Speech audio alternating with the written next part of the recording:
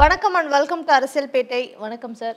Sir, இன்றைக்கு Gandhi Jayanthi plus Kamarajar அவருடைய நினைவு நாளாக இருக்குது. இந்த நாளில் ஆர்எஸ்எஸ் சார்பாக ஒரு விழா வந்து நடத்துகிறாங்க, நூற்றாண்டு விழா அப்படின்ட்டு. ஸோ ஆர்எஸ்எஸ்க்கு இந்த நூற்றாண்டு விழாவை முன்னிட்டு ஒரு நாணயமும் தபால் தலையும் வந்து மோடி அவர்கள் கைகளால் வந்து வெளியிடப்படுற அந்த காட்சி வந்து பார்க்க முடியுது. ஒரு நூற்றாண்டை ஒரு தலைவரும் சரி ஒரு இயக்கமும் சரி அடைகிறாங்க அப்படின்னும் பொழுது தபால் தலையும் நாணயமும் வெளியிடுறது வந்து எப்பவுமே நடக்கிற ஒரு நிகழ்வு அப்படின்னு எடுத்துட்டாலும், ஆர்எஸ்எஸ்க்கு மோடி அவர்கள் கையால் வெளியிடக்கூடிய இந்த நிகழ்வை ஒரு சாதாரணமான நிகழ்வாக எடுத்துக்க முடியுமா? ஒரு மதத்தினரை சார்ந்த ஒரு இயக்கமாகவும் அடிக்கடி சர்ச்சை கருத்துக்கள் சர்ச்சையான விஷயங்கள் வந்து செய்யக்கூடிய வன்முறையை தூண்டக்கூடிய ஒரு இயக்கமாகவும் வந்து ஆர்எஸ்எஸ் இந்தியா முழுக்கவுமே அப்படிதான் பார்க்கப்படுது. அப்படிப்பட்ட ஒரு இயக்கத்துக்கு வந்து நாணயம் வந்து வெளியிடுறது எந்த அளவுக்கு சரியா இருக்கு? ஆர்எஸ்எஸ்ஸை பற்றி சொல்ல வேண்டும் என்றால், உலகத்தினுடைய மிகப்பெரிய வலதுசாரி இயக்கம். இன்னைக்கு தேதியில் உலகத்தினுடைய மிகப்பெரிய வலதுசாரி இயக்கமாக, அதாவது வலதுசாரி என்பது பிற்போக்கு கருத்துக்களை நடைமுறைப்படுத்தணும்னு சொல்கிறது தான் வலதுசாரி இயக்கங்கிறது. ரைட் மூமெண்ட்டுங்கிறது வந்து என்னென்னா, ஏற்கனவே இருக்கக்கூடிய விஷயங்கள் புதிதாக எதுவும் ஒரு முற்போக்கான விஷயங்கள் வரக்கூடாதுன்னு சொல்லிட்டு இந்த நிலைமை இப்படியே தொடர வேண்டும்னு நினைக்கிறது தான் ஒரு ரைட் மூமெண்ட்டுடைய இது. ஸோ இன்னைக்கு தேதிக்கு உலகத்திலேயே மிகப்பெரிய ஒரு வலதுசாரி அமைப்பு அப்படின்னா ஆர்எஸ்எஸ் தான். இந்த ஆர்எஸ்எஸ் அமைப்பு வந்து இதுக்கு வந்து மோடி ஒரு காயின் வெளியிடுறாரு, இந்தியாவுடைய பிரதமர் வெளியிடுறாருன்னா அவர் அந்த அமைப்புலேருந்து வந்தவர். அவங்க அந்த அமைப்பினுடைய அரசியல் கட்சியை பிரிவு தான் வந்து பாஜக, ஆர்எஸ்எஸ்னுடைய அரசியல் பிரிவு. 1925 செப்டம்பர் 27 தொடங்கப்பட்டது ஆர்எஸ்எஸ். நாக்பூரில் தான் தொடங்குறாங்க. நான் அதனுடைய இன்னைக்கு வரைக்கும் அதனுடைய தலைமை அலுவலகம் நாக்பூரில் தான் இருக்குது. அந்த நாக்பூர் தான் வந்து இந்தியா முழுவதுமான இந்த ஆட்சியை வந்து ஒரு டெல்லி தலைமையகம், இந்தியாவுடைய தலைமையகமாக இருந்தாலும் கடந்த 11 ஆண்டுகளாக நாக்பூர் தான் வந்து இந்தியாவை ஆட்சி செய்து கொண்டிருக்கிறது. இதுதான் உண்மை. நாக்பூருக்கு அடிமையாக நாக்பூருடைய பேச்சை கேட்டு நாக்பூர் சொல்லக்கூடிய விஷயங்களை செய்து, நாக்பூர் பணம் கொடுக்க வேண்டியவங்களுக்கு பணம் கொடுத்து, நாக்பூருக்கு வந்து எலக்ட்ரல் பாண்டு கொடுத்து, அந்த மாதிரியான விஷயங்கள் செய்யக்கூடியவர்கள் மட்டும்தான் வந்து இன்றைக்கி வந்து பெரிய தொழிலதிபர்களாக இருக்கிறாங்க, வழக்கற்ற அரசியல்வாதிகளாக இருக்கிறாங்க. இந்த மாதிரியான விஷயங்கள் வந்து நாக்பூருடைய அடிமையாக இருப்பவர்கள் மட்டும்தான் வந்து இந்தியாவில் எந்த விதமான பிரச்சனை இல்லாமல் இருக்க முடியும் அப்படிங்கிறது தான் இன்றைக்கி நிலைமை. 1925 இந்த ஆர்எஸ்எஸ் அமைப்பு தொடங்கப்படுகிறது. இதனுடைய நூற்றாண்டு விழாவுக்காக இப்போ பிரதமர் காயினை வெளியிட்டிருக்கார். ஹெட்கேவர் தான் இதை வந்து தொடங்கினவர். மருத்துவர் டாக்டர் ஹெட்கேவர் தான் வந்து இந்த ஆர்எஸ்எஸ் அமைப்பினுடைய ஸ்தாபகர். அவர் என்ன பண்ணுறாரு, 1923 ஒரு மருத்துவம் படிப்பதற்காக போகிறாரு. மருத்துவம் படிக்கிறது என்கிற பேரில் அவர் வந்து பிரிட்டிஷ் அரசாங்கத்துக்கு எதிராக மேற்கு வங்காளத்தில் ஒரு கலக கும்பல் வந்து இயங்கிட்டு இருக்குது. அந்த கலக கும்பலுடன் இணைந்து இந்த பிரிட்டிஷ் அரசாங்கத்துக்கு எதிராக எப்படி வந்து அணிதிரட்டுவது, எப்படியான நடவடிக்கைகளை மேற்கொள்வது, ஆயுத பயிற்சி எப்படி மேற்கொள்வது, வெடிகுண்டுகளை எப்படி தயாரிப்பதுங்கிற ஒரு பயிற்சி இருக்க தான் வந்து ஒரு கல்கட்டா போகிறாரு. கல்கட்டாவில் போய் அங்கே தங்கியிருந்து மருத்துவம் படித்துக்கொண்டே அவர் வந்து இந்த இதெல்லாம் படிச்சுட்டு வராரு. வந்ததுக்கு பிறகு தான் வந்து அதற்கு பிறகு சவர்கருடைய பழக்கம் ஏற்படுது, கோட்சேவனுடைய அந்த பழக்கம் ஏற்படுகிறது. சவர்கருடைய கருத்துக்களால் ஈர்க்கப்படுகிறார். சவர்கர் சொல்லக்கூடிய கருத்து என்னென்னா, இந்தியா முழுவதும் வந்து நாம் வந்து ஒரு இந்து ராஷ்டிரத்தை உருவாக்கணும். அது எப்போனா 25 தொடக்கத்தில் வந்து சவர்கரை சந்தித்து அவருடைய கருத்துக்களால் முழுக்க ஈர்க்கப்படுகிறார். அப்போ வந்து தான் முடிவு எடுக்கிறாங்க, இது வந்து நம்ம பிரிட்டிஷ் அரசாங்கத்தை எதிர்த்து, அதுவும் சவர்கரை போய் ரத்னகிரி சிறைச்சாலையை போய் முதல்ல பார்க்குறாரு. அதற்கு பிறகு வந்து சவர்கர் வெளியில் வராரு. அதுக்கப்புறம் தான் திரும்ப அந்தமான் போகிறாரு. இந்த மாதிரி இருக்கும்போது அவருடைய கருத்துக்களால் ஈர்க்கப்பட்டு அந்த முன்னோர் ஒன்றும் முட்டாள் இல்லைன்னு சொல்லிட்டு இருக்காங்க இல்லையா, இதனுடைய வெர்ஷன் தான் அவங்க. யாரெல்லாம் வலதுசாரியோ அவங்க எல்லாமே சொல்லுவாங்க, நமக்கு ஒரு கடந்த காலம் இருந்துச்சு, அந்த கடந்த காலத்தில் வந்து அந்த பொய்யை வந்து இந்த எல்லா வலதுசாரி அமைப்புகளும் சொல்லுவாங்க. அது நீங்கள் நீட்சேவனுடைய இதுலேருந்து வர்றது. நீட்சேவனுடைய கருத்துக்களால் ஈர்க்கப்பட்டவர் தான் ஹிட்லர் இதே வார்த்தையை தான் பேசுனார். நம்மளுக்கு வந்து ஒரு பெரிய ஒரு பொற்காலம் இருந்தது, ஒரு கோல்டன் ஏஜஸை விட்டுட்டு தான் நம்ம வந்திருக்கோம், இன்றைக்கி நம்ம வந்து அடிமைப்பட்டு கிடக்கிறோம், நம்ம வந்து ஜெர்மானியர்கள் தான் உலகத்தை ஆண்ட ஒரு ஆரிய இனம், நம்ம வந்து இன்றைக்கி அடிமைப்பட்டு கிடக்கிறோம்னு சொல்லிட்டு அதன் காரணமாக வந்து யூதர்களை வந்து எதிரணையாக வைத்து, எப்படி இங்கே சிலர் வந்து மாட்டு மொழி பேசுபவர்களை எதிரணையாக வைக்கிறாங்களோ அதே மாதிரி வந்து அவர்கள் வந்து யூதர்களை எதிரணையாக வைத்து கொலை செய்து அதன் மூலமாக உலகம் முழுக்க படை திரட்டி பெரிய 2ஆம் உலகப் போருக்கு வழிகோலிட்டு அதுக்கு பிறகு பெரிய ஒரு பேரழிவுக்கான காரணமாக இருந்த ஹிட்லர் இதே வந்து நீட்சேவனுடைய கருத்துக்களால் ஈர்க்கப்பட்டவர் தான். அந்த நீட்சேவனுடைய கருத்துக்களால் ஈர்க்கப்பட்ட இன்னொரு நபர் தான் வந்து சவர்கரும் கோட்சேவும் இந்த கும்பலும். இவர்கள் அதை படிக்கிறார்கள். அதை படித்து விட்டு வரும்போது தான் வந்து 25 இந்த மண் என்பது இந்த ஆரியர்களுக்கு சொந்தமானதல்ல, ஆரியர்கள் வந்தேரியல்ங்கிற ஒரு கான்செப்டை வந்து சிந்து சமவெளி கண்டுபிடிப்பு வந்து வருது. நீங்கள் கமல் படம் மொஹஞ்சா இதில் ஹேராமில் வந்து இது வந்து ஆரம்பிப்பார். அவர் ரொம்ப தெளிவாக அவருக்கு தெரியும், இந்திய வரலாறு தெரிஞ்சனால தான், ஆர்எஸ்எஸ்னுடைய வரலாறு தெரிஞ்சனால தான் கமல் ரொம்ப இதாக வந்து தன்னையே ஒரு ஆய்வாளனாக அந்த சிந்து சமவெளியினுடைய அந்த மோகன்தாராவுடைய ஆய்வாளராக தன்னை காட்டிக்கொள்வார். ஆனால் அந்த அந்த கண்டுபிடிப்பு வெளியில் வரக்கூடிய காலகட்டத்தை 22, 23 அது மெதுவாக வருது. அப்புறம் 24 முழுக்க ஆய்வு கட்டுக்குறைகள் வந்தோடனே உடனடியாக இவர்கள் இந்த மண்ணுக்கு சொந்தக்காரர்கள் இல்லைங்கிற உண்மை இங்கே இருக்கக்கூடிய ஒரு சமூகத்துக்கு தெரிஞ்சிருச்சுன்னா தங்களை வெளியேற்றி விடுவார்கள், அரசியல் அதிகாரத்தை விட்டு அப்புறப்படுத்தி விடுவார்கள். ஏன்னா வந்து அப்போ அதே அந்த 20களில் இங்கே நீதி கட்சி ஆட்சிக்கு வந்துடுது. வந்ததுக்கு பிறகு வந்து பல்வேறு முற்போக்கான விஷயங்கள் நடைமுறைப்படுத்தப்படுது. பெண்களுக்கு வாக்குரிமை கொடுக்கப்படுறாங்க, நிறைய விஷயங்கள் பண்ணிகிட்டே இருக்காங்க.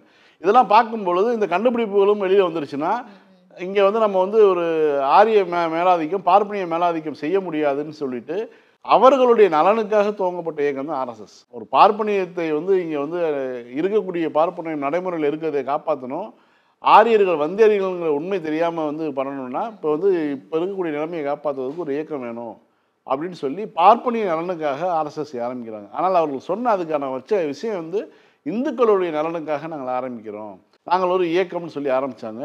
ஒரு இந்து ராஷ்டிரத்தை கட்டமைக்க போகிறோம் அப்படிங்கிறது தான் அவங்களுடைய குரலாக இருந்தது. ஆனால் இந்திய சுதந்திரத்துக்காக துளி கூட வந்து எந்த விதமான இதுவும் பண்ணல. அவங்க சில வேலைகளை செய்து கட்டுரை எழுதியதுக்காக வந்து குற்றவாளின்னு சொல்லி சவர்கர் போனார். அதுக்கப்புறம் வந்து எத்தனை முறை மன்னிப்பு கடை எழுதி வாங்கிட்டு வந்தார். வந்துட்டு வந்து பிரிட்டிஷ்காரன்ட்டே வந்து பென்ஷன் வாங்கிட்டு இருந்தார். கடிதம் எழுதி, நான் வந்து சிறைக்கெல்லாம் போயிருக்கேன், தேவையெல்லாம் பண்ணிட்டீங்க, நீங்கள் பென்ஷன் கொடுத்தீங்கன்னா உங்களுக்கு நான் வந்து விசுவாசமாக இருப்பேன்னு சொல்லி அந்த காலத்திலே வந்து 60 ரூபா வரைக்கும் 70 ரூபா வரைக்கும் பென்ஷன் வாங்கினவர் தான் சவர்கர். மன்னிப்பு கடிதம் எழுதி கொடுத்து வெளியில் வந்து பென்ஷன் வாங்கிட்டு இருந்தார். அதற்கு பிறகு 47 வரைக்கும் வந்து இந்த ஆர்எஸ்எஸ் இயக்கம் எந்த விதமான பிரிட்டிஷ் எதிர்ப்பு நடவடிக்கையில், சுதந்திர போராட்ட நடவடிக்கையில் எதுலையுமே ஈடுபடலை. ஆனால் என்னைக்கு வந்து இந்த விகிதாச்சாரம், அதாவது நீங்கள் வகுப்பு வாரி பிரதிநிதித்துவம் கொடுக்கறதுக்கு வந்து இங்கே தமிழ்நாட்டில் இந்த அன்றைக்கி இருந்த மெட்ராஸ் பிரசிடென்சியில் ஆரம்பித்தாங்களோ அதற்கு பிறகு வந்து பார்த்திங்கன்னா நாடு முழுக்க வெவ்வேறு வடிவங்களில் காங்கிரஸ் பேரில், அந்த பேரில், இந்த பேரில் பார்ப்பனர்கள் ஒன்று இருந்து வெள்ளைக்காரனை வெளியேற்றுவதற்கான ஒரு வேலையை பார்க்க ஆரம்பித்தாங்க. அதற்கு இடையில் வந்து பட்டியலின மக்களுடைய எழுச்சி, அம்பேத்கர் போன்றவருடைய கருத்துக்கள் இதெல்லாம் பெரிய அளவில் வந்து ஒரு இது செலுத்தின இவங்க என்ன பண்ணுறாங்க, ரொம்ப தெளிவாக அமைதியாக பிரிட்டிஷ்காரை வெளில வரைக்கும் அமைதியாக இருக்காங்க. 47 பிரிட்டிஷ்காரன் இந்த நாட்டை விட்டு வெளியே போவதற்கு முன்பு செய்த ஒரே ஒரு மிக முக்கியமான விஷயம் என்னென்னா இந்த அமைப்பை தடை செய்கிறாங்க. ஆகஸ்ட் 15 இந்தியாவுக்கு சுதந்திரம்னா ஆகஸ்ட் 11ஆம் தேதி நாங்கள் வெளியே போகும்போது இந்த அமைப்பு இருந்துச்சுன்னா இந்த நாட்டுக்கு வந்து நிம்மதி கிடையாதுன்னு சொல்லி இந்த நாட்டை வந்து ஆர்எஸ்எஸ் அமைப்பை தடை செய்கிறாங்க. 4 நாட்களில் சுதந்திரம் கிடைச்சோன்னே தடையை விலக்கி கொள்கிறாங்க. இந்தியாவுக்கு சுதந்திரம் கிடைச்சோன்னே முதல்ல வந்து ஆர்எஸ்எஸ்க்கு தடை விலக்கப்படுகிறது. ஒரே ஆண்டில் வந்து காந்தியை கொலை செய்கிறார் கோட்ஸே, ஆர்எஸ்எஸ்னுடைய உறுப்பினர். மீண்டும் வந்து ஆர்எஸ்எஸ் தடை செய்யப்படுகிறது. அதற்கு பிறகு வந்து இன்றைக்கி பட்டேலுக்கு சிலை வச்சுருக்காங்கல்ல, அந்த சிலைக்கான காரணம் என்னென்னா பட்டேல் வந்து காங்கிரஸில் இருந்தாலும் பட்டேல் வந்து சொல்லி தான் வந்து ஆர்எஸ்எஸ் மீதான தடையை விலக்க சொல்லி அதற்கு பிறகு 50களில் விலக்குறாங்க. விலக்குனதுக்கப்புறம் வந்து மீண்டும் வந்து செயல்படுகிறது. அதற்கு பிறகு வந்து இந்திரா காந்தி எமர்ஜென்சியை கொண்டு வரும்போது முதல்ல தடை செய்யப்பட்ட இயக்கம் வந்து ஆர்எஸ்எஸ் தான். ஏன்னா இந்திரா காந்திக்கு தெரியும் எது வலதுசாரி இயக்கம், மக்கள் மத்தியில் எது வந்து ஒரு வகுப்பு வாரி பிரச்சனைகளை இது தூண்டி விடுது, கலவரங்களை தூண்டி விடுதுன்னு எனக்கு இந்திரா காந்திக்கு தெரியும். பல்வேறு மாநிலங்களில் காங்கிரஸ் ஆளக்கூடிய மாநிலங்களில் வந்து இந்த ஆர்எஸ்எஸ் கும்பலுடைய செயல்பாடுகளை தெரிந்து வச்சிருந்த ஒரு இந்திரா காந்தி உடனடியாக தடை செய்கிறாங்க. அதற்கு பிறகு 92 வந்து பாபர் மசூதியை இடித்ததுக்கு பிறகு ஆர்எஸ்எஸ் தடை செய்யப்படுகிறது. இந்தியா சுதந்திரத்துக்கு பிறகு 3 முறை தடை செய்யப்பட்ட இயக்கம் ஆர்எஸ்எஸ். 48, 75, 92 3 முறை வந்து தடை செய்யப்பட்ட இயக்கம். இந்த இயக்கம் வந்து நீங்கள் இந்தியாவில் செயல்படுவதற்கு தேவையற்ற இயக்கம், இது வந்து ஒரு ஜனநாயகபூர்வமான இயக்கம் கிடையாது, இது ஒரு பயங்கரவாத இயக்கம்னு சொல்லி தடை செய்யப்பட்ட இயக்கம் வந்து ஆர்எஸ்எஸ். அந்த ஆர்எஸ்எஸ்க்கு இந்த நாட்டினுடைய பிரதமர் வந்து பண்ணுறாருன்னா ஏன்னா அவர் அங்கேருந்து வந்தவர், ஆர்எஸ்எஸ்லேருந்து பயிற்றுவிக்கப்பட்டு வந்தவர் அவர்.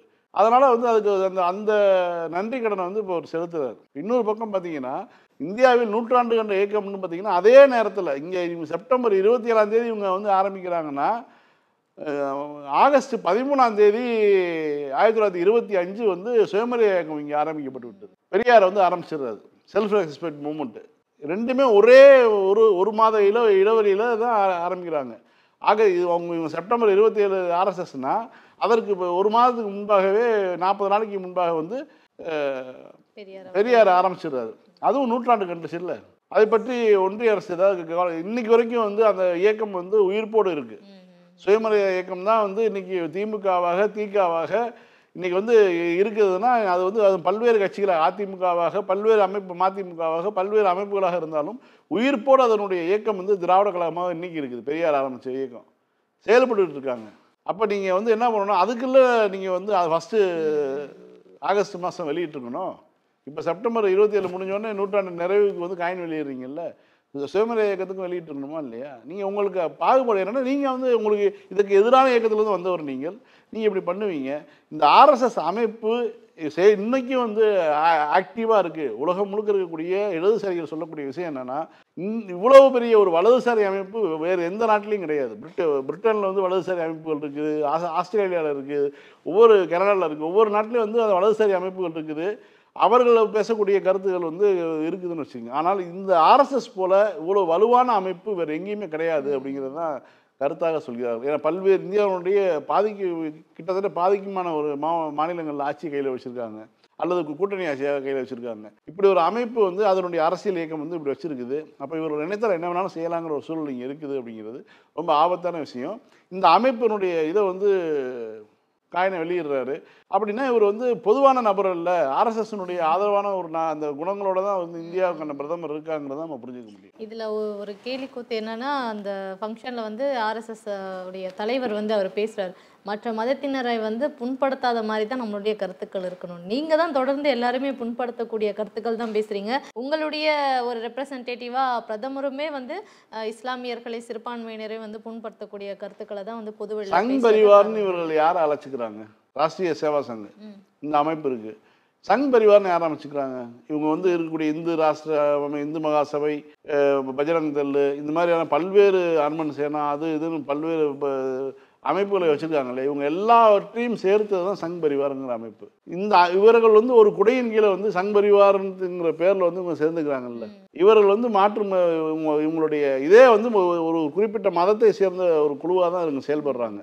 அதனுடைய தாய் அமைப்பாக தான் ஆர்எஸ்எஸ் இருக்குது. அதில் ஒன்று பிஜேபி. இவங்க எப்படி மாற்று மத இவங்களுடைய நோக்கமே வந்து மாற்று மதத்தை விமர்சனம் செய்வதும் அவர்களை மிரட்டுவதும் அவர்களை இரண்டாந்தர குடிமக்களாக மாற்றுவதும் தான். தங்களுக்கு எதிராக வந்து இருக்கக்கூடிய ஒரு அதாவது மதம் என்பது தான் வந்து ஒரு நம்பக்கூடிய விஷயத்தை வழிபடக்கூடிய ஒரு இது. அதை ஒருத்தன் வேறொரு கடவுளை வழிபட்டால் அவன் மீது எதுக்கு இவங்களுக்கு கோபம் வருது? அதுவே முதல்ல தவறான விஷயம் தானே. ஆனால் இவங்க என்ன பண்ணுறாங்கன்னா, அவர்களை வந்து அதாவது நீ வந்து உன்னுடைய நம்பிக்கையே வந்து எங்களுக்கு எதிரானது, நீ எங்களுடைய எதிரி அப்படின்னா இவங்க கட்டமைக்கிறாங்க பார்த்தீங்களா? இதுதான் வந்து இந்த நாட்டினுடைய ஒற்றுமைக்கு ஊறு விளைவிக்கக்கூடிய விஷயம். இதை வந்து இவர் இவங்க என்ன வேணாலும் சொல்லுவாங்க, அதாவது சாத்தான் வேதம் போதியதுன்னு சொல்லுவாங்க இல்லையா, அதுதான் புரிஞ்சுக்க முடியும். சார், இப்போ ஒன்றிய அரசு வந்து நிதியை ரிலீஸ் பண்ணியிருக்காங்க, இதுக்கு நீங்கள் ரிலீஸ் பண்ணாமலே இருந்திருக்கலாமே அப்படின்ற ஒரு மனநிலை தான் தமிழ்நாட்டுக்கு வந்து வருது அப்படின்னு தான் சொல்லணும். அதே தான் பாகுபாடோடு ரிலீஸ் பண்ணியிருக்காங்க. நமக்கு 4000 சில்லற கோடி அப்படின்னா பிற மாநிலங்கள், அவங்க ஆளக்கூடிய மாநிலங்கள்லாம் வந்து டபுள் டிஜிட்டில் சார், லைக் 10க்கு மேலே தான் எல்லாமே 15,000 17,000 18,000 கோடி அப்படின்ட்டு தான் வந்து கொடுத்துருக்காங்க. தொடர்ந்து நம்ம வந்து சொல்லிட்டு இருக்கிறது, எங்களுடைய நிதியை தானே தரீங்க, உங்கள் கை காசை கொடுக்கல இல்லையா, எங்கள் மக்களுடைய வரி பணத்தை தானே எங்களுக்கு திருப்ப தரீங்க, நாங்கள் உங்களுக்கு நிறையாவே டேக்ஸ் பே பண்ணுறோன்னு தான் வந்து தமிழ்நாடு சொல்லிட்டு இருக்கு. அது எவ்வளவு நாட்கள் எவ்வளவு வருடங்கள் நம்ம தொடர்ந்து செஞ்சாலும் இவங்க நிதியை ரிலீஸ் பண்ணும் பொழுது ஓரவஞ்சனையோட தான் ரிலீஸ் பண்ணுறாங்கன்றதுக்கு மீண்டும் இந்த மாதிரி ஒரு நிதியை ரிலீஸ் பண்ண போகிறாங்கன்னு தெரிஞ்சுதான் உடனடியாக பாஜக தரப்புலேருந்து தமிழ்நாட்டில் வந்து குற்றங்கள் கூடிடுச்சு அப்படின்னு நேற்றுலேருந்து பேச ஆரம்பிச்சிட்டேன். இன்றைக்கி நிதி வரப்போகுது, செருப்படி உழவு போகுதுன்னு தெரியும் எங்களுக்கு. அதாவது குறிப்பாக நீங்கள் உத்தரப்பிரதேசத்துக்கு 20,000 கோடி, 19,800 கோடி பக்கம் ஒதுக்கியிருக்காங்க. இந்தியாவிலே அதிக வரி செலுத்தக்கூடிய மாநிலம் தமிழ்நாடு. முதல் 2 மாநிலங்களில் ஒரு மாநிலமாக இருக்குது தமிழ்நாடு. இப்போ தமிழ்நாட்டுக்கு வந்து செலவு இருக்காதா? தமிழ்நாட்டு மக்களுக்கு வந்து நம்ம உள்கட்டமைப்புக்கு வந்து நம்ம செலவு பண்ணுவதற்கு எவ்வளோ பிரச்சனைகள் இருக்குது. நம்மளுடைய மருத்துவ கட்டமைப்பு, நம்மளுடைய கல்வி கட்டமைப்பு, இதெல்லாம் வந்து நம்ம வந்து செலவு பண்ணி தான் ஆகணும். நம்மளுடைய நகராட்சி நிர்வாக பிரிவாக இருக்கட்டும், ஊராட்சி நிர்வாகமாக இருக்கட்டும், எல்லா வகையான இதுலேயும் வந்து நமக்கு வந்து செலவு இருக்குது தான் செய்யுது. அப்படி இருக்கும்போது அதாவது நம்மளை விட 3 மடங்கு அதிக மக்கள் தொகை இருக்குது, உண்மைதான், ஒத்துக்கிறோம். ஆனால் அங்கே கட்டமைப்பு இருக்கா? அவங்க நீங்கள் கொடுக்குற 20,000 கோடி வந்து அது எந்த கட்டமைப்புக்கு போய் சேருது? தமிழ்நாட்டில் 40 தொகுதி, அங்கே 80 தொகுதி. தமிழ்நாட்டில் 8 கோடி பேர், அங்கே 20 கோடி பேர் பக்கத்தில் இருக்காங்க. 21 கோடி பேர் இருக்காங்கன்னா 3 மடங்கு நான் ஏற்றுக்கலாம், ஓகே. ஆனால் நீங்கள் வந்து 3 மடங்கு வேணும்னா 15,000 கோடி கூட 12,000 கோடி கூட கொடுங்க. 20,000 கோடி பக்கம் நீங்கள் கொடுத்துட்டீங்கன்னா அது போய் எங்கே போய் சேருது, என்ன பண்ணுறாங்க? இதெல்லாம் யார் கேள்வி கேட்குறது? நான் என்ன கேட்குறேன்னா, ஒரு மாநிலத்துக்கு நீங்கள் நிதி ஒதுக்குறீங்க இல்லையா, அந்த மாநிலத்தினுடைய செலவை அவங்க எப்படி செய்கிறாங்கன்னு பார்க்கணுமா இல்லையா? இந்தியாவில் வந்து தமிழ்நாட்டில் அதிக கடன்னு சொல்லி எடப்பாடி பழனிசாமி பேசுகிறாரு. எடப்பாடி பழனிசாமி பேசுகிறாருன்னா ஒரு அன்னைக்கு வந்து ஒரு ஒரு மாநிலம் அதனுடைய வளர்ச்சி விகிதத்தை பொறுத்து கடன் வாங்கி கொள்ளலாம்னு இன்னைக்கு இருக்குது. இன்னைக்கு அதுதான் விதி. அதன் பொருட்டு தான் எடப்பாடி வாங்கினார். ஆனால் எடப்பாடி என்ன பண்ணாருன்னா, தன்னுடைய வளர்ச்சி விகிதத்தை விட அதிகமாக கடன் வாங்கி வைத்திருந்தார். மறைமுக கடனாக பாரோயிங் சொல்லுவாங்க இல்லையா, கைமாத்துன்னு சொல்கிற மாதிரி, அது மாதிரி ஒரு 1.5 லட்சம் கோடி ரூபா வச்சிருந்தார். அன்றைக்கு நிதியமைச்சராக பொறுப்பேற்ற பின் வந்து பிடிஆர் சொன்னது அதான் 5 லட்சம் கோடி 4.5 லட்சம் கோடி தான் நம்ம நினச்சி உள்ளே வந்தோம். உள்ளே வந்து பார்த்தா தனியாக ஒரு 1.5 லட்சம் கோடி சஸ்பென்ஸாக வாங்கி வச்சுருக்காரு அப்படின்னு சொல்லி. இது இப்படிலாம் பண்ணிட்டு போன எடப்பாடிக்கு எந்த தகுதியும் கிடையாது இதை பற்றிலாம் பேசுறதுக்கு. நம்ம வந்து இன்னும் கூட கடை வாங்கலாம், இன்னும் ஒரு 1.5 லட்சம் கோடி 2 லட்சம் கோடி கடை வாங்குற அளவுக்கு நமக்கான இது இருக்குது, வளர்ச்சி விகிதம் இருக்குது. ஆனாலும் நம்ம வந்து வாங்காமல் இருக்கோம். வாங்காமல் நம்மளுடைய நமக்கு கிடைக்கக்கூடிய சொற்ப வரி வருவாயை வைத்து, அது போக ஒன்றிய அரசு போடக்கூடிய அவர்கள் பார்த்து ரொம்ப இந்த இது கொடுக்குறாங்க இல்லையா, இப்போ இந்த 4000 கோடி கொடுக்குறாங்களா, இது மாதிரியான பணத்தை வைத்துக்கொண்டு நாம் வந்து செலவு பண்ணிகிட்டு இருக்கோம். ஆனால் இதெல்லாம் வந்து ஒரு கேள்வி கேட்கணும். ஒவ்வொரு மாநிலத்துக்கு இப்போ பீகாருக்கு கொடுத்துருக்காங்கன்னா, பீகாரில் வந்து இவங்க வந்து தேர்தல் வருது, அந்த பெண்களுக்கு 10,000 கொடுக்கறதுக்கு பணம் வேணும், உடனடியாக பீகாருக்கு ஆயிரக்கணக்கான கோடி ரூபாய் நிதி இப்படிலாம் ஒதுக்கிட்டு இருக்காங்க. நான் வந்து ஒரு மாநிலம் வந்து தாழ்வாக இருக்குது, வளர்ச்சி அடையலைன்னா அந்த மாநிலத்தை கைவித்தூக்கி விடலாம். சுதந்திரம் அடையும் பொழுது பீகார் வந்து பீகாரினுடைய தனிநபர் வருவாயும் தமிழ்நாட்டினுடைய தனிநபர் வருவாயும் எடுத்து பாருங்க. இந்தியா சுதந்திரம் அடையும் போது தமிழ்நாடு பீகாரை விட தாழ்ந்த ஒரு மாநிலமாக இருந்தது. தனிநபர் வருவாயில் பீகாரை விட தமிழ்நாடு மோசமாக இருந்தது சுதந்திரம் அடையும் போது. இன்னைக்கு தமிழ்நாட்டினுடைய நிலைமை என்ன? ஒன்றிய அரசு கொடுக்கக்கூடிய நிதி அல்லது மாநில அரசுடைய நிதி வருவாய் ஜிஎஸ்டி வர வரைக்கும் வந்து நம்மளுடைய சொந்த நிதி வருவாயை வைத்துக்கொண்டு நம்ம வந்து முன்னேறி வந்தோம். ஜிஎஸ்டி வந்ததுக்கு பிறகும் கூட நம்ம வளர்ச்சியில் தான் இருக்கும். தமிழ்நாடு அது எடப்பாடி ஆட்சி பிறகு வந்து இந்த 4 ஆண்டு காலத்தில் பார்த்தீங்கன்னா ஒரு தமிழ்நாடு ஒரு மிகப்பெரிய ஒரு வளர்ச்சி. இந்தியாவுடைய வளர்ச்சி விகிதம் வந்து 8.5 இருக்குன்னா தமிழ்நாடு 12 இருக்குது. நம்ம இந்தியாவை விட சிறப்பான ஒரு ஒட்டுமொத்த இந்தியாவை விட நம்ம சிறப்பான வகையில் இருக்கோம்.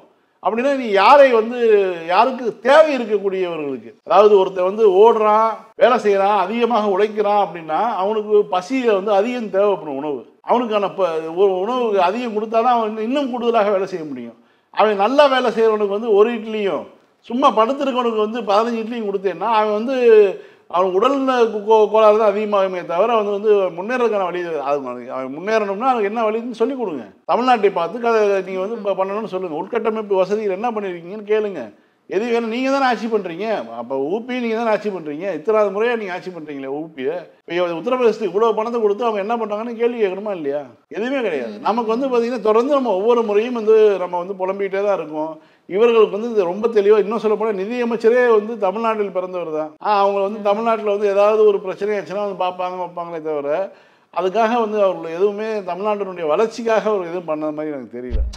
சார், டெல்லி அரசு பள்ளிகளில் வந்து ஆர்எஸ்எஸ் அதுக்கப்புறம் சுதந்திர போராட்டத்துக்காக பாடுபட்ட தலைவர்களுடைய சப்ஜெக்டை வந்து சேர்க்கலாம் அப்படின்னு சொல்லியிருக்காங்க. அரசு பள்ளிகளில் சுதந்திர போராட்ட வீரர்கள் சப்ஜெக்டை வந்து சேர்க்கலாம், ஆனால் ஆர்எஸ்எஸ் சம்மந்தப்பட்ட சப்ஜெக்டை வந்து சேர்க்கறதுக்கான அவசியம் தேவை என்னவா இருக்கு? நான் இப்போ தானே சொல்கிறேன், ஒரே ஒருத்தர் ஆர்எஸ்எஸ் சேர்ந்தவர் சுதந்திரத்துக்காக போராடினாரு. இந்திய சுதந்திரத்துக்காக, நான் சொல்கிறேன் அவருடைய சுதந்திரத்துக்காக. அவருடைய சுதந்திரத்துக்கு போராடினவர் சவர்கர். மன்னிப்பு கடிதங்கள் எழுதி கொடுத்து எத்தனை மன்னிப்பு கடிதம் எழுதினாலும் நீங்கள் கூகுளில் சர்ச் பண்ணலே வந்துடும் அடுத்த நிமிஷம். அவருடைய மன்னிப்பு கடிதங்கள் நல்ல வேலை வந்து பிரிட்டிஷ் வந்து ஆவணப்படுத்திட்டு போயினா, இல்லாட்டினா வந்து அப்படி கேட்கவே இல்லைன்னு இருப்பாங்க. ஏன்னா அவர் புல்புல் பறவைய மாதிரி வந்து போனாருன்னா கதை சொல்லிட்டு இருக்காங்க. யார் ஒரே ஒரு ஆள் சுதந்திர போராட்டத்துக்கு ஒரே ஒரு ஆள் இவர் போராடினாருங்க. இவர் போராடி இவர் வந்து ஆர்எஸ்எஸ்ல இருந்தார் உறுப்பினர். இவர் வந்து நீங்கள் ஒரு போராடி உள்ளது சிறைக்கு போனார், இல்லை போராடி உயிரிழந்தார், இல்லை போராடி அடிபட்டார், யாராவது ஒருத்தர் சொல்ல சொல்லுங்கள். சுதந்திர போராட்ட தியாகிகள் பட்டியல் இருக்கு இன்றைக்கும் வந்து அது அவைலபிள் தானே, ஆர்டிஐ போட்டு வாங்கலாம். இந்தியா முழுக்க சுதந்திர போராட்ட தியாகிகள் பட்டியல், யாருக்கெல்லாம் பென்ஷன் போயிருக்கு, யாருக்கெல்லாம் தாமரை பட்டம் வழங்கியிருக்குன்னு எல்லாத்துக்கும் இருக்குல்ல. அதில் வந்து நீங்கள் ஆர்டிஐ போட்டு ஒருத்தரை காட்டுங்க, இவர் ஆர்எஸ்எஸ் சேர்ந்தவர் அப்படின்னு சொல்லி பிள்ளைகளுக்கு எதை சொல்லிக் கொடுக்கணுமோ அதை சொல்லிக் கொடுங்கடா. அதாவது இவங்க வந்து அது டெல்லி மாதிரியான படித்தவர்கள் அதிகம் இருக்கக்கூடிய ஒரு மாநிலத்தில் இவங்க வந்து இந்த மாதிரி ஒரு பொய்யை வந்து விதைக்கிறதுக்கு பார்க்குறாங்கன்னா இப்போ பீகாரில் என்ன பண்ணுவாங்க? அதுவும் புதிய கல்விக் கொள்கையின் திட்டத்தின் கீழே இதை வந்து பண்ண போறாங்க சார். அதைத்தான் நம்மளும் எடுத்துக்கிட்டு ஃபோர்ஸ் பண்ணிட்டு இருக்காங்க. புதிய கல்விக் கொள்கையே வந்து நாட்டை நாசப்படுத்துவதற்காக திட்டமிட்டு கொண்டு வரப்பட்டது. நாட்டை நாசப்படுத்துவதுன்னா என்னன்னா ப்ளூ கலர் ஜாப்ஸ், அதை தான் வந்து இப்போ மக்களை கல்வியிலேருந்து அப்புறப்படுத்துவது. எம்பிசி மக்களை, பிசி மக்கள், அதாவது ஓபிசின்னு சொல்லக்கூடிய பிற்படுத்தப்பட்ட மக்களை, பட்டியலின மக்களை, பழங்குடி மக்களை படிக்காமல் அவர்களை தொழிலாளர்களாக மாற்றுவதற்குரிய வேலை. அவங்க படித்து வந்துடுறாங்க, வந்து கேள்வி கேட்குறாங்க, சட்டம் படிக்கிறாங்க, மருத்துவம் படிக்கிறாங்க. இந்த மாதிரியான வேலைகளுக்கெல்லாம் வந்து அவங்க உள்ளே வரும்போது அது பெரிய தொல்லையாக இருக்குது அவங்களுக்கு. இவர்களை சகித்து கொள்ள வேண்டியது இருக்குது. வந்து ஆஃபீஸுக்கு மாட்டுக்கறி எடுத்துகிட்டு வராங்க. இந்த மாதிரி பிரச்சனைலாம் வருது இல்லை. படிச்சு இவங்க மேல வரனால தானே இவங்களுக்கு வந்து அவங்களுடைய பிரச்சனையா இருக்கு. அதாவது ஆபீஸ்க்கு வந்து முன்னாடி கூட சொன்னீங்களே நம்ம ஒரு காலத்துல எப்படி வாழ்ந்தோம் தெரியுமா அப்படின்ட்டு அதை திரும்பி கொண்டு வரதுக்கு தான் அதை வந்து அழியாம வைக்கிறது தான் ஆர்எஸ்எஸ்ஏ கொண்டு வந்தாங்கன்ட்டு. ஆமா. ஸோ அதுக்கான வேலைகளை தான் திரும்ப பார்த்துட்டு இருக்கோம். அதுதான் அந்த இடத்துக்கு போறது தான். நம்ம வந்து சுதந்திரத்துக்கு முன்பாக எப்படி இருந்தோம், 200 வருஷத்துக்கு முன்னாடி எப்படி இருந்தோமோ அப்படி அந்த ஒரு இடத்துக்கு கொண்டு போறதுக்கான ஒரு வேலையை தான் பார்க்குறாங்க. அதுக்குரிய நோக்கம் தான் அந்த புதிய கல்விக் கொள்கையும். அதான் சொல்லல, ஹிட்லர் வந்து வெற்றி பெற்றவுடன் 2வது முறையாக வெற்றி பெற்றவுடன் செய்த முதல் வேலை புதிய கல்விக் கொள்கை கொண்டு வந்தது தான். இவர்களும் அதான் செய்கிறாங்க. யாரெல்லாம் இந்த வலதுசாரி குணம் கொண்டவர்கள், இந்த மாதிரி வந்து ஒரு மேலாதிக்க குணம் கொண்டவர்கள் செய்யக்கூடிய வேலையை தான் வந்து இவர்கள் செய்கிறாங்க. டெல்லியில் தான் பண்ணுறாங்க. சார், திடீர்னு ட்ரம்ப் வந்து கத்தாருக்கு முழு பாதுகாப்பு அமெரிக்கா சார்பாக வழங்கப்படும் அப்படின்ற ஒரு உத்தரவாதத்தை கொடுக்குறோம் அப்படின்ட்டுலாம் வந்து பேசுறாரு. அது இஸ்ரேலை தாக்குவோம் அப்படின்னு. ஆனால் இஸ்ரேலும் வந்து கத்தாரை ஒரு சமயத்தில் தாக்கியிருக்குன்றதால இதுக்கப்புறம் நாங்கள் உங்களுக்கு பாதுகாப்பு தரோம் அப்படின்ற ஒரு விஷயத்தை வந்து முன் வச்சிருக்காரு. சடனாக அந்த பக்கம் ஒரு போனதுக்கான அதாவது அங்கே வளைகுடா பகுதிகளில் இருக்கக்கூடிய அமெரிக்காவுடைய இராணுவ நிலைகள் வந்து சவுதியில் இருக்குது. சவுதி அரேபியாவில் ஒரு தளம் வச்சுருக்காங்க. எமிரேட்ஸ்ன்னு சொல்லக்கூடிய இந்த நாடுகளில் கத்தாரில் வந்து அவங்களுடைய மிக தளம் இருக்குது. கத்தாரில் இருக்கக்கூடிய தளம் தான் வந்து மிகப்பெரிய இராணுவ தளம். கிட்டத்தட்ட வந்து சிங்கப்பூரை தாண்டி வரைக்கும் வந்து அவர்கள் கண்காணிக்கக்கூடிய எந்தெந்த ஏரோப்ளைன் போகுது, எந்தெந்த உள்நாட்டு விமானங்கள் இராணுவ விமானங்கள் பறக்குதுன்னு கண்காணிக்கக்கூடிய அளவுக்கு வந்து ஒரு இதாக வந்து இராணுவ தளம் இருக்குது. மிகப்பெரிய ஈராக் போரின் போதும் சரி, ஆப்கானிஸ்தான் போரும் போதும் சரி, மிகப்பெரிய ஒரு இராணுவ தளமாக வந்து கத்தார் தான் பயன்பட்டது. அந்த கத்தார் மீதான தாக்குதல் என்பது அந்த வளைகுடா கூட்டமைப்பு நாடுகள், அரபு நாடுகள் மத்தியில் வந்து மிகப்பெரிய ஒரு இதாக பார்க்கப்படுது. ஏன்னா இஸ்ரேல் வந்து இன்றைக்கு கத்தாரை தாக்கக்கூடிய இஸ்ரேல் நாளைக்கு மற்ற அரபு எமிரேட்ஸில் வந்து தாக்க மாட்டாருன்னு நிச்சயம் இருக்குது. சவுதியை தாக்க மாட்டான்னு என்ன நிச்சயம் இருக்குங்கிற ஒரு கேள்வி வந்து அங்கே எழுந்திருக்குது. ஸோ அந்த கேள்விக்கான ஒரு இதாக வந்து இப்போ ரெஸ்பாண்ட் பண்ணி ஆகும்போது இப்போ அமெரிக்கா தன்னுடைய இடத்த ஃபஸ்ட்டு பாதுகாக்கணும், அங்கே அந்த சூழலை சகஜமாக்கணுங்கிறதுக்காக வந்து இந்த இதை பேசியிருக்காங்க. மற்றபடி வந்து இஸ்ரேலுக்காக வந்து அமெரிக்கா வந்து தன்னையே என்ன முடிவு வேணாலும் எடுத்துக்கணும்னு வச்சுக்கோங்களேன். பேச்செல்லாம் ட்ரம்ப்பினுடைய பேச்செல்லாம் வந்து நம்ம வந்து தண்ணியில் தான் எழுதிக்கணும். ஏன்னா அந்த இஸ்ரேலுங்கிற ஒரு நாடு உருவாவதற்கான காரணமே அமெரிக்கா தான். அமெரிக்காவில் இருக்கக்கூடிய 4 வர்க்கம் இருக்குது. முதல் வர்க்கம் வந்து அமெரிக்காவினுடைய டாப்பில் இருக்கிறது யூதர்கள். 2வது இங்கிலாந்துலேருந்து போன வெள்ளைக்காரர்கள். 3வது அதாவது ஸ்பானிஷ் பேசக்கூடிய தென் அமெரிக்கா பகுதியை சேர்ந்த ஐரோப்பாவிலேருந்து போன அந்த போர்ச்சுகல், ஸ்பெயின் இங்கிட்டிருந்து போனக்கூடிய சென்று அமெரிக்காவில் குடியேறியவர்கள் 3வது. 4வது கருப்பர்கள் மக்கள். இதுதான் வந்து இந்த 4 இது இருக்குது. இதில் வந்து டாப்பில் இருக்கிறவர்கள் தான் வந்து யூதர்கள். அவர்கள் வந்து இங்கே வந்து சத்திரியன் சூத்திரன்ற மாதிரியே அதே தான் லிஸ்ட்டு. அங்கே வந்து அப்படி தான் இருக்காங்க. அங்கே வந்து இந்த நான் சொல்லக்கூடிய ஆட்கள் நீங்கள் யூதர்கள்னு பாருங்கள், நீங்கள் வந்து கூகுளில் சர்ச் பண்ணி பாருங்கள், பெரிய தொழிலதிபர்கள் எல்லாமே அவர்களாக தான் இருப்பாங்க. நீங்கள் ஃபேஸ்புக்காக இருக்கட்டும், பெரிய பெரிய தொழிலதிபர்களுடைய அந்த நிறுவனங்கள், அதனுடைய முதலீட்டாளர்கள், பெரிய முதலீடு அந்த நிறுவனத்தில் பண்ணியிருக்கவங்க, இவங்க எல்லாமே பார்த்தீங்கன்னா சைலண்டாக இருப்பாங்க. அவங்க வந்து அவங்களுடைய வேலை என்பது உலகம் முழுக்க இருக்கக்கூடிய நிறுவனங்களில் முதலீடு செய்வது எல்லாம் உலக அரசியலை எப்படி பார்த்துக்கொள்வது, அங்கே அமெரிக்காவுடைய ஸ்டாண்ட் என்ன அப்படின்னு வந்து அமெரிக்க அரசை நிர்பந்திப்பது. நீங்கள் அமெரிக்க அரசை வந்து இவர்களால் வந்து ஒரு நாளில் வந்து நினச்சா மாற்றக்கூடிய அளவில் வந்து சக்தி படைத்தவர்களாக அவங்க இருக்காங்க. இங்கே இருக்க அதே வர்ண முறைமை தான் அங்கேயும் இருக்குது. அவர்கள் இப்போ வந்து சொல்லியிருப்பாங்க, இப்போதைக்கு இந்த வார்த்தையை சொல்லி வைன்னு சொல்லி ட்ரம்ப்புக்கு, அதனால் சொல்லி வைக்கிறாரு. மற்றபடி ஆட்சியாளர்களாக வெள்ளைக்காரர்கள் வருவாங்க. நீங்கள் அமெரிக்காவினுடைய ஆட்சியாளராக வெள்ளைக்காரர்கள் வருவாங்க. ரஷ்யா இப்போ ஒரு பிறந்தவங்க கூட வந்து ரஷ்யாவில் குடியேறினவங்க கூட வந்து வெள்ளைக்காரர் நாளைக்கு வரலாம். ஆனால் அதுக்கு பிரச்சனை கிடையாது. அமெரிக்காவை உண்மையாகவே ஆட்சி செய்வர்கள் யாருன்னா யூதர்கள் தான். அவர்கள் கையில் தான் வந்து அமெரிக்கா இருக்கிறது. ஃபைன் சார், திரும்ப நாளைக்கு இதை நிகழ்ச்சியில் சந்திப்போம். மீண்டும் நாளை மாலை 6:30 மணிக்கு அரசியல் பேட்டை நிகழ்ச்சியில் சந்திக்கலாம். நன்றி. நன்றி.